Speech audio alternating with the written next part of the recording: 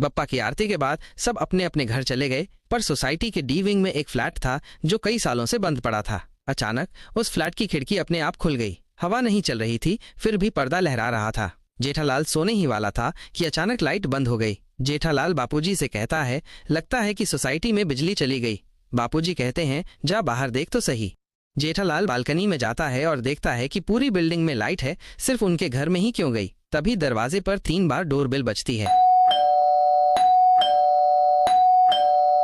जब जेठालाल दरवाजा खोलता है, बाहर कोई नहीं होता, लेकिन जमीन पर लिखा होता है, डी विंग।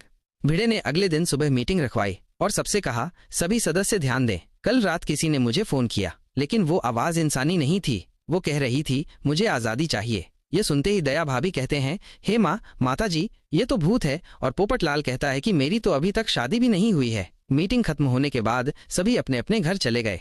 टप्पू सेना कंपाउंड में क्रिकेट खेल रहे थे, तभी उनकी बॉल डी विंग के ऊपर वाले फ्लैट में चली गई। टप्पू सेना बॉल लेने के लिए डी विंग में जाते हैं। ऊपर जाते हैं तो उन्हें सफेद कपड़ा दिखता है और एक आवाज आती है, मैं गोकुल धाम की पहली निवासी थी, मेरी आत्मा को चैन नहीं मिला, मुझे इंसाफ चाहिए। तभी दरवाजा अपने आप बंद हो जाता है। सब बच्चे डर जाते हैं और नीचे आकर सभी को बताते हैं। तब बापूजी ने सबको बताया कि सालों पहले एक बुजुर्ग महिला उस फ्लैट में रहती थी। एक हादसे में उनकी मौत हो गई थी, लेकिन उनका अंतिम संस्कार ठीक से नहीं हुआ था। सभी लोग सोचते हैं, अब क्या करें। तब बापूजी कहते हैं कि हमें पूजा करवानी होगी। अगले दिन सोसाइटी में एक पंडित आया। मंत्रों के साथ पूजा हुई, हवन हुआ और जैसे ही मंत्र पूरे हुए, डी विंग की खिड़की बंद हो गई हमेशा के लिए। एक सफेद रोशनी सी बाहर निकली और हवा में विलीन हो